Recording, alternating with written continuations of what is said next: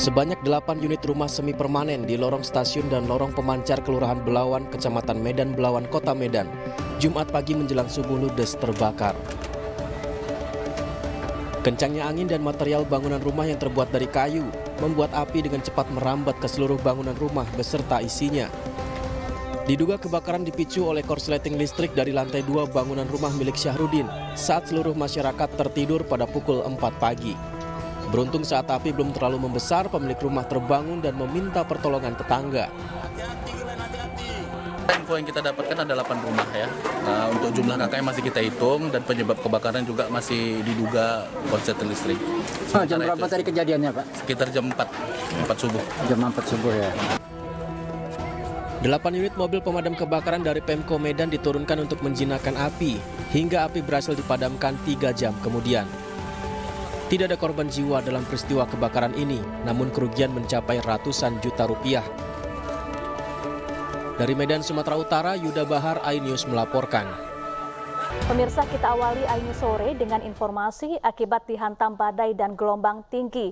2 unit kapal tanker pelabuhan Muara Padang tujuan Kepulauan Mentawai, Sumatera Barat hanyut.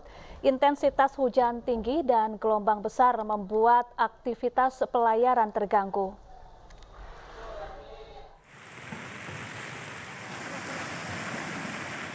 Sejumlah pekerja membongkar tabung gas LPG dari kapal pengangkut BBM di Pelabuhan Muara, Kecamatan Padang Barat, Kota Padang. Kapal pengangkut BBM suplai untuk kantor PLN ini akan dibawa ke Pelabuhan Mentawai, terbawa gelombang hingga hanyut sejauh 200 meter ke pinggir pantai Padang. Hujan deras dan gelombang tinggi membuat tali pengikat kapal terlepas. Beruntung kapal dan muatan masih bisa diselamatkan. Dari Padang mau ke Mentawai. Mau ke Mentawai. Ini jam berapa terdamparnya tadi, Pak? Jam 3 subuh tadi. 3 subuh tadi. Kondisinya seperti apa, Pak, tadi malam itu? Ya, apalah air apa? Allah deras. Badai itu. Ada ya. Ini muatan apa, Pak? BBM. Hujan deras membuat banyak kapal yang tak bisa berlayar dan harus dievakuasi. Karena arus deras dari petang air merimbas ke pelabuhan yang mengakibatkan hanyutnya 2 kapal tanker, yang satu berisi, yang satu masih kosong. Ditambah lagi 1 buah kapal kayu di belakang bersandar sekarang di belakang kantor dinas perikanan. Tingginya intensitas hujan yang mengguyur Kota Padang membuat pihak pelabuhan melarang aktivitas pelayaran sementara ini. Dari Padang, Sumatera Barat, Budi Sunandar, iNews melaporkan. Ya, tingginya curah hujan yang mengguyur Kota Padang, Sumatera Barat ini mengakibatkan 11 kecamatan dan ratusan rumah warga terendam banjir dengan ketinggian mencapai 1 meter. Akibat banjir, pemerintah Kota Padang meliburkan sekolah dalam 1 hari.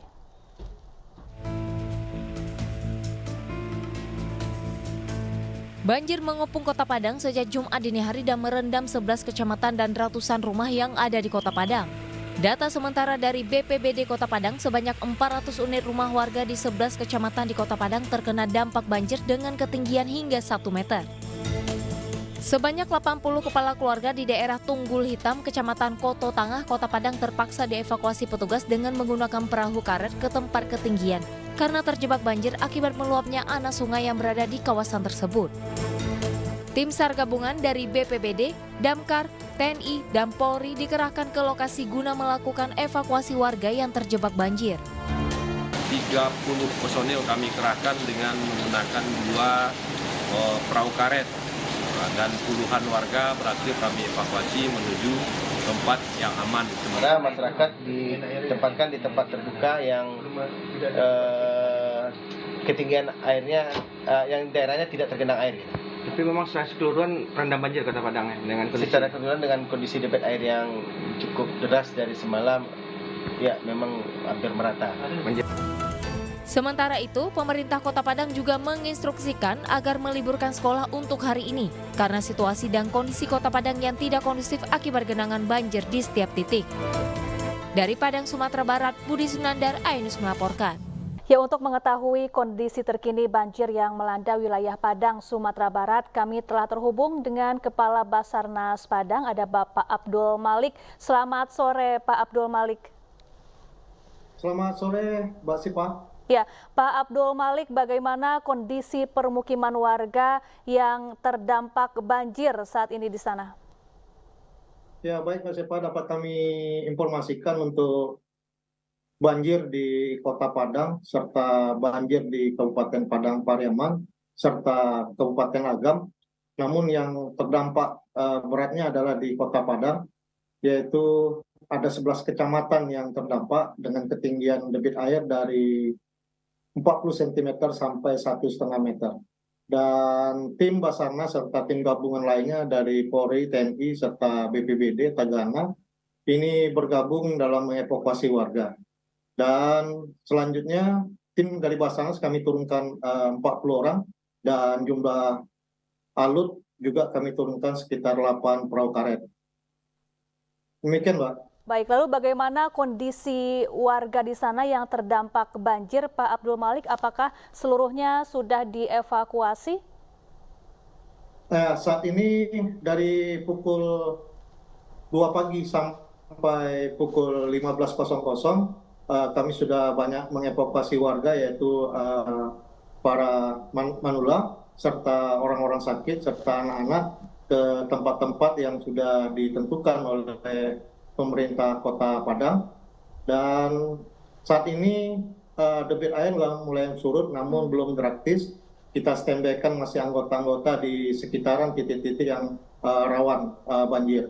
Dan saat ini di unsur-unsur gabungan SAR yang ada di Kota Padang masih di lokasi untuk monitor apabila ada permintaan warga kembali untuk dievakuasi.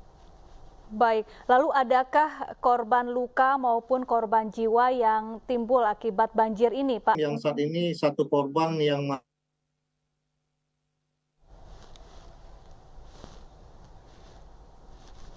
masih belum ditemukan, yaitu karena demikian, Mbak. Baik, terima kasih Pak Abdul Malik, Kepala Basarnas Padang telah bergabung bersama kami di iNews Sore. Beralih ke informasi lain, pemirsa, mantan Wakil Bupati Indramayu Luki Hakim diperiksa hari ini sebagai saksi kasus penistaan agama yang diduga dilakukan pimpinan Pondok Pesantren Al Zaitun. Bareskrim Polri mengirimkan surat pemanggilan kepada mantan Wakil Bupati Indramayu Luki Hakim untuk diperiksa sebagai saksi hari ini. Sebelumnya, Luki Hakim pernah membahas mengenai Pondok Pesantren Al Zaitun di sebuah podcast di media sosial. Luki Hakim mengaku melihat berbagai kemewahan di Pondok Pesantren tersebut dan diundang ke acara ulang tahun Panji Gumilang di Al Zaitun. Namun Luki mengaku heran saat diajarkan mengucapkan salam dalam bahasa yang tak ia pahami.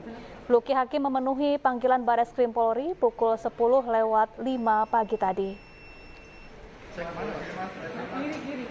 Dan di sini saya mulai merasa ada hal yang berbeda. Berbeda karena setelah Assalamualaikum, Pak Panji bilang bahwa saya akan mengajarkan salam yang bukan hanya Assalamualaikum saja, dalam bentuk bernyanyi. Saya bingung gitu. Ya saya dulu waktu kecil yang ngaji juga kan. Ngaji lah, ikut TPQ dan lain-lain kan gitu. Baca Iqra, ngaji. Tapi ini baru pertama nih, saya tahu nih ada hal yang baru. Dan kalau sekarang pada nanya, emangnya nggak tahu itu bahasa Yahudi? Saya nggak pernah belajar bahasa Yahudi beneran. Cari di mana bukti. Ya, untuk mengetahui situasi terkini terkait pemeriksaan mantan Wakil Bupati Indramayu Luki Hakim sebagai saksi kasus Ponpes Al Zaitun, kami telah terhubung dengan rekan Lika Apriliani di Gedung Bareskrim Mabes Polri. Selamat sore Lika, bagaimana perkembangan pemeriksaan terhadap Luki Hakim di Bareskrim Polri?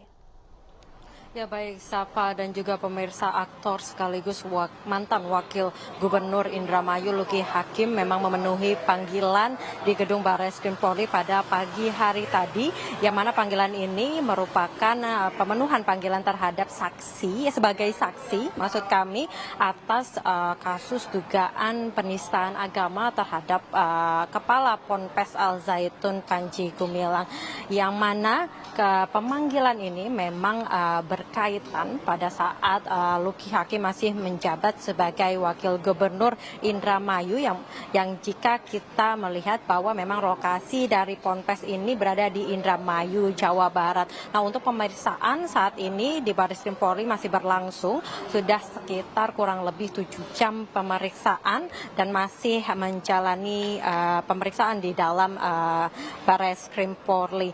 Untuk dalam pernyataannya memang Luki Hakim menyampaikan bahwa dirinya sudah 2 kali berkunjung ke Pondok Pesantren Al Zaitun, yang pertama pada tanggal 29 Juli 2022 dan yang kedua pada saat Panji Gumilang ini berulang tahun.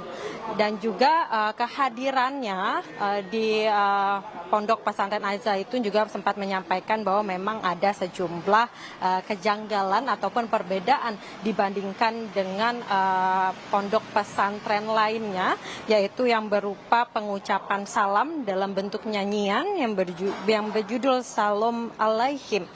Namun memang Luki Hakim maksud kami sempat menyampaikan bahwa kehadirannya di Bareskrim Polri ini bersifat netral dan tidak ada maksud untuk pembelaan maupun penyudutan di salah satu pihak. Direktorat Bareskrim Polri, Direktorat Tindak Pidana Umum di Tipidum Bareskrim Polri memang tengah melakukan penyidikan terhadap Panji Gumilang terhadap 3 poin, yaitu penistaan agama, ujaran kebencian dan juga berita bohong, penyebaran berita bohong. Nah, pada penistaan agama, Panji Gumilang ini dilaporkan menyinggung pasal dari 156A KUHP dan juga Undang-Undang Nomor 1 Tahun 1946 terkait penyebaran berita bohong dan juga Undang-Undang ITE. Oleh karena itu, penyidik tengah berfokus untuk memanggil para saksi dan juga saksi ahli, lalu juga mengumpulkan barang bukti, di mana pada saat ini sudah ada 20 saksi yang diperiksa dan barang bukti yang diamankan berupa screenshot, flash disk dan yang isinya rekaman video. Sementara itu, Syafa. Baik, terima kasih Lika Apriliani langsung gedung Bareskrim Polri dan selamat bertugas kembali. Pemirsa, aksi kocar-kacir hingga nekat melompati trotoar jalur busway dilakukan sejumlah pengendara roda 2 saat terjaring razia Patuh Jaya 2023 di Jalan Kiai Haji Hashim Asy'ari, Gambir, Jakarta Pusat. Sebanyak 35 pengendara roda 2 dan 8 pengendara roda 4 berhasil ditindak petugas.